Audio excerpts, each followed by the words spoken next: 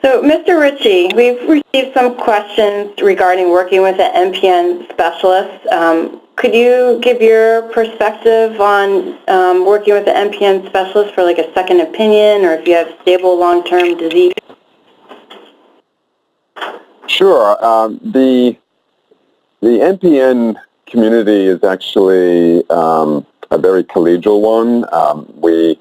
We work with people from all over the globe, and some of the best researchers as well as clinicians, and they all know each other. They all talk to each other. They're all learning from each other, and so the good news is, especially today versus 20 years ago, many of the specialists at the more major academic institutions are well informed and can offer you the very best care. Some patients don't have access, perhaps geographically, to one of those centers, and so we're often asked the question about, where can I find a hematologist?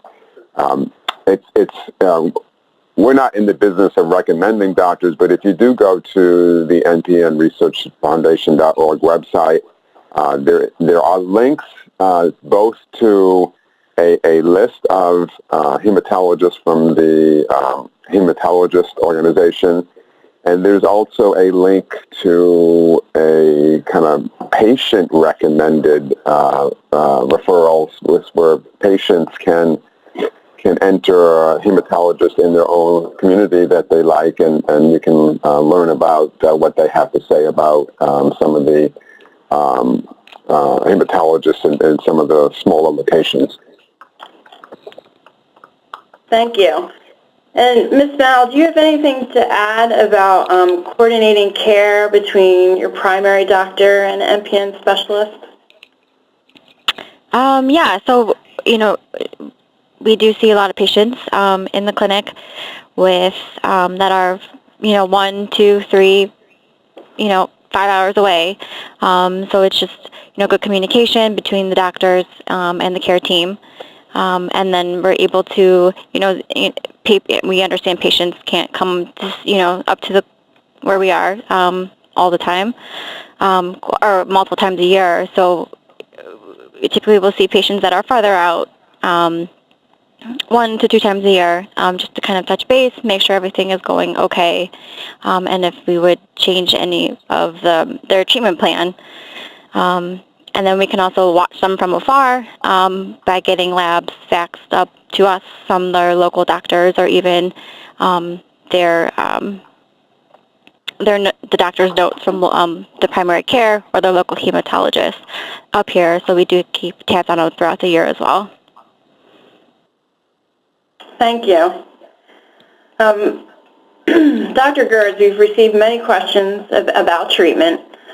One theme that's being repeated is the effect of mutations on treatment. And you mentioned CALR and MPL genes. There was a question specifically on EPO receptor gene mutations. Could you speak a little more about how mutations affect treatment options and how well treatments work? Yeah. So the one part of mutations that can be important is, again, aiding in the diagnosis. If we find one of the classic driver mutations, that really helps kind of bring the whole diagnosis together, and that's JAK2, calreticulin, and MPL. And that test can be done on the peripheral blood. It doesn't need to be done on the bone marrow necessarily. So if it wasn't done during the bone marrow biopsy, it's not like you have to have another bone marrow biopsy. There are enough white blood cells in your peripheral blood in order to find that mutation. And but there can be other mutations there inside those MPN cells. Some prime examples, common ones are in the genes called TET2 or ASXL1 or P53, and those can help identify patients whose disease might become more aggressive over time. In addition, we also know that the number of mutations that we detect can be also predictive of a disease becoming more aggressive over time. And those things can be important. For Other things that we think about when we look at mutations are a patient's clotting and bleeding risk. I mentioned before that patients with an MPN who have a JAK2 mutation are more likely to clot than someone who pound per pound is the same, but has a calreticulin or MPL mutation. There's also a couple of studies that point out that patients with calreticulin mutations might be more likely to bleed or have bruising when on aspirin. So those are important things to consider. And you mentioned there was a question about EPO-R, EPO receptor mutations. So whenever someone has erythrocytosis or an elevated red blood cell count, certainly one of the things we think about is polycythemia vera. But there's also a group of diseases called inherited erythrocytosis or hereditary erythrocytosis. This typically happens in families, and so often in the clinic we'll get a story of like, well, my uncle had a really high red blood cell count, I got a sister who has a really high red blood cell count, and we'll see this kind of pattern. And these mutations happen in that same kind of pathway, that thermostat-furnace pathway I described earlier, but in a much different location than where the JAK gene is. And patients with hereditary erythrocytosis, again, those are often happen in mutations in the gene called EPO-R or von Hippel-Lindau and a few other candidate genes. That's a much different disease. We don't see the thrombosis risk or blood clot risk that we do with the MPNs, and we don't see the progression to myelofibrosis or acute leukemia either. So it's a much different approach to patients with hereditary erythrocytosis as opposed to someone with polycythemia vera. Thank you. You mentioned a bone marrow transplant, and we've received questions about that too. Is it the only cure? At what point does one need to consider it? So that's always a tough consideration, and because the issue with bone marrow transplant, yes, it is to date the only treatment that routinely has the potential to cure someone's disease. Certainly we're optimistic about a lot of work that's being done to, as David mentioned, either cure this disease without a transplant or make an MPN a much more chronic disease where we don't have to think about cure but just control. And but to date, the transplant is the only thing, whether it's we call it a bone marrow transplant or stem cell transplant, is the only thing that can potentially cure the disease that we have today. But it comes with a bit of a price tag. There can be a lot of complications that can happen during a bone marrow transplant that really make it a risky procedure. So we always want to say, well, how risky is the disease? How healthy is the patient? And weigh that against the potential aggressive side effects that the transplant will have. So it's again kind of looking at the risks and benefits. Often when I counsel patients on transplantation, I describe it as a high-risk, high-reward proposition. So I think anybody with myelofibrosis, I think it's worth meeting with a bone marrow transplant doc to talk about what those risks or benefits are and when to do the transplant.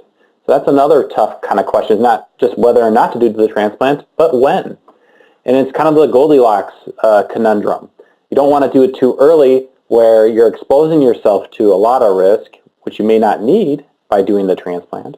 And you don't want to wait too long where the disease has become so aggressive or the patient's become so ill we can't safely do the transplant anymore. You want to do it when it's just right in the middle. And where that middle is, it's kind of tough to know. Right now, part of a collaboration with the CIBMTR, or the Center for International Bone Marrow Transplant Research, where we're doing an analysis to try to figure out where is that sweet spot and try to give more guidance to MPN specialists and transplanters alike to understand where that timing might be best. But until then, it's really meeting with your MPN specialist or your oncologist, as well as with a transplanter, to kind of decide when that is. And so for most of my patients who have myelofibrosis, I do HLA typing just to have it done and out of the way, because that will never change. And then we do engage in discussions about transplant and when we might want to do that and what might our triggers be, because it might not be the same for all patients. Thank you. We've also received questions about how long a person should stay on treatment, specifically in terms of, what that treatment is doing to their body. So if Dr. Gerds, you could respond to that. And then Ms. Mao, if you could follow up with talking about what services are available for side effects. Yeah, that's always a tough question, and how long to stay on a particular treatment. I think simply, as long as it's helping and it's not, the overall balance of, side effects and efficacy are in the positive, you continue on. There are a lot of treatments that we use that once we stop them, things come right on back. And so, it's not like you get a couple of months worth of treatment and then you're done. A lot of these medications that we use to treat the MPNs are very continuous. So as long as they're helping and not harming, we often continue them. But it can be quite individual from treatment to treatment. And certainly one of the things that we do talk about a lot are the side effects and potential ups and downs of these treatments.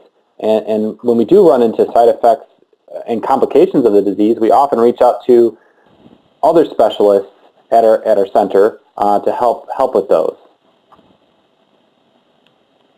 Yeah, so with the side effects, like Dr. Gerds said, we do use a lot of other specialists. So for, with enlarged spleen, we use a lot of radiation oncologists to help with to radiate the spleen. If for myelofibrosis patients, we will who get pulmonary hypertension, we would use have them see a pulmonologist.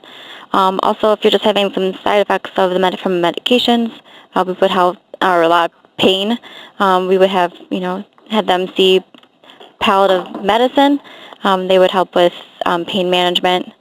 Also, social work is a big one that we use quite a bit, just to help with some financial costs and just some everyday uses for different things for social work. Also, dietitian to help with just if you don't have an appetite or having difficulty eating, they're all great to help with different foods to help to eat. Also, we do have something here that we have patients go to is lifestyle medicine, and they help. They can help in different ways. Dr. Gerds, I can't remember exactly what. Yeah. So yeah, lifestyle medicine is a service we offer at our center, and the nice thing is that insurance does cover the consult generally, so that's always a good thing. But you meet with a lifestyle physician who specializes in lifestyle medicine, and they just don't say, okay, you have this disease, you need this treatment. They actually look at, okay, this is what's going on with you right now. Let's focus on your diet and exercise routines that you're doing and your sleep routines and all these other things that can affect how you feel within the context of your medical problems and the treatments that you're on. So they really kind of take this holistic approach and say, okay, this is what you're doing for your exercise. Let's set a reasonable goal of doing this. This is what you're doing for your diet right now. It's working. Don't change it. Or hey, maybe let's think about these things to change. And then and they also address other things like sleep and other issues that might influence how an individual might be feeling and how treatments or a particular disease might be affecting their overall quality of life. So we've found it to be a very helpful consultation to kind of bring a lot of these other things together. In the MPN clinic, we're often just focused on what's going on with the PV and ET, and we're kind of stretched for time to focus on a lot of these other very important issues. And having resources, like this, like functional medicine and these lifestyle medicine consults can be really, really helpful. Thank you. Mr. Ricci, you talked about in your presentations people getting involved. They want to help. And related to that, there was a question submitted about how to better support research. And related to that, a question about how the numbers of people being diagnosed affects funding for research. Sure. Well, it's an interesting thing. in terms of numbers being diagnosed, because we're at a point with science and education today where there's more awareness, and so more people are getting diagnosed, perhaps at an earlier stage, and that's a good thing, because then patients can work with their hematologist to prevent things like blood clots or be early on in assessing their prognosis and where they need to go. So it's not clear that there are more people with NPNs. It's just that people are more appropriately being diagnosed. And as I mentioned earlier, there's so many people who want to take personal control about their lives, and so you're working with your local specialist is important, but there are people who want to be able to do more, and so being able to contribute to research and is so important, because as Dr. Gerds was mentioning earlier, there's a lot of competition for research, and there's never enough money. We talk a lot about at the foundation, is it more important to focus on raising money, or is it more important to focus on spending the money? And the answer is yes and yes. Both are necessary.